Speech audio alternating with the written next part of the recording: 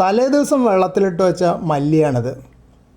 അത് ഒരു ചെറിയ കുട്ടികൾക്ക് കളിക്കാൻ ഉപയോഗിക്കുന്ന ചപ്പാത്തി പരത്തുന്ന കോലാണിത്. അത് വെച്ച് പതുക്കെ പതുക്കെ പൊട്ടിച്ചുണ്ടാക്കുകയാണ്. അതായത് ഒരു മല്ലിയിൽ 2 വിത്തുണ്ടാവും. തോട് ഇത്തിരി കട്ടിയുള്ളതുകൊണ്ട് കുതിർത്തിയാലും ശരിക്കൊന്ന് വിത്ത് മുളച്ച് കിട്ടണമെങ്കിൽ ഇങ്ങനെ അതിൻ്റെ തോടൊന്ന് പൊട്ടിച്ച് കൊടുക്കണം എന്നാണ് പറയുക. ഇത് പ്ലാസ്റ്റിക്കിൻ്റെ ചപ്പാത്തി പരത്തുന്ന ടോയാണ്. അത് വെച്ച് പൊട്ടിച്ചാൽ പിന്നെ എന്തായാലും വിത്ത് ചതഞ്ഞു പോയില്ല എന്നാണ് വിചാരിക്കുന്നത്. വിത്ത് സാധാരണ കറി വയ്ക്കാനുള്ള മല്ലി അല്ല ഉപയോഗിക്കുന്നത്. ഇവിടെ കടയിൽ നിന്ന് കിട്ടുന്ന വിത്തും അഗ്രോ സാധനങ്ങളും വിൽക്കുന്ന കടയുണ്ട് ടൗണിൽ. അവിടുന്ന് കിട്ടുന്ന വിത്താണിത്. അതിന് മുകളിൽ ഒരു ചെറിയ കോട്ടിങ് കാണും, ഒരു പിങ്ക് നിറത്തുള്ള കോട്ടിങ്. ഒരു പ്രിസർവേറ്റീവ് ആവുമെന്ന് ഞാൻ വിചാരിക്കുന്നു. ഇതുവരെ നട്ടിട്ടുള്ള മല്ലിയൊക്കെ അങ്ങനെ തന്നെയാണ് ചെയ്തിരിക്കുന്നത്. അപ്പോൾ ഇങ്ങനെ പൊട്ടിച്ച് കൊടുത്താൽ മുളയ്ക്കാൻ എളുപ്പമാവുമെന്നാണ് പറയുന്നത്.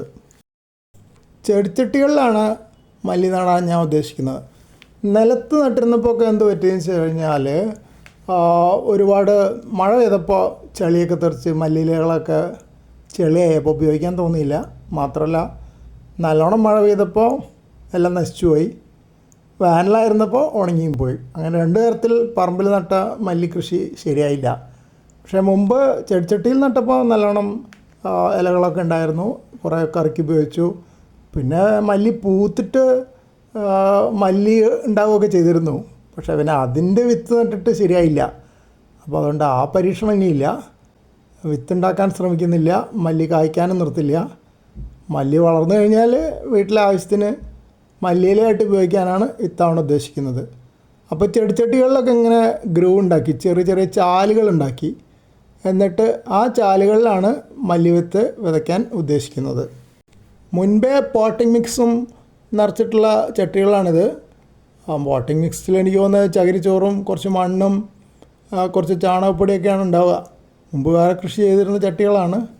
ഒന്നുകൂടെ ഇതിൽ മല്ലിവിത്ത് ഇട്ടിട്ടുണ്ട്, കാണാം. ആ ചെറിയ ചാലുകളിൽ സൂക്ഷിച്ച് നോക്കിയാൽ ഒരു പിങ്ക് നിറത്തിൽ മല്ലിവിത്ത് കിടക്കുന്ന കാണാം.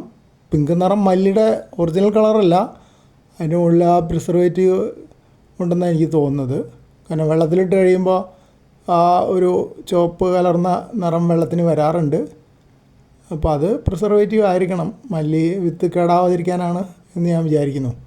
എവിടുന്ന് മല്ലി വിത്ത് വാങ്ങിച്ചാലും ആ കളർ കാണാറുണ്ട്. ഓൺലൈനായിട്ട് വാങ്ങിച്ചാലും ഇവിടുത്തെ ആഗ്രോ കടയിൽ നിന്ന് വാങ്ങിച്ചാലും കാണാറുണ്ട്. അപ്പോൾ ഇനി ആ മണ്ണ് ആ ചാല് മൂടിക്കൊടുക്കും. അത് കഴിഞ്ഞിട്ട് വെള്ളം സ്പ്രിങ്കിൾ ചെയ്ത് കൊടുക്കും.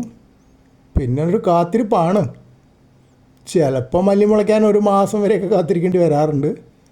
പിന്നെ എത്ര മുളയ്ക്കും എത്ര ഉണ്ടാവുന്നതൊന്നും മുൻകൂട്ടി ആലോചിക്കാൻ പറ്റില്ല. ചിലപ്പോൾ നന്നായിട്ടുണ്ടാവും, ചിലപ്പോൾ ഒട്ടും ഉണ്ടാവില്ല.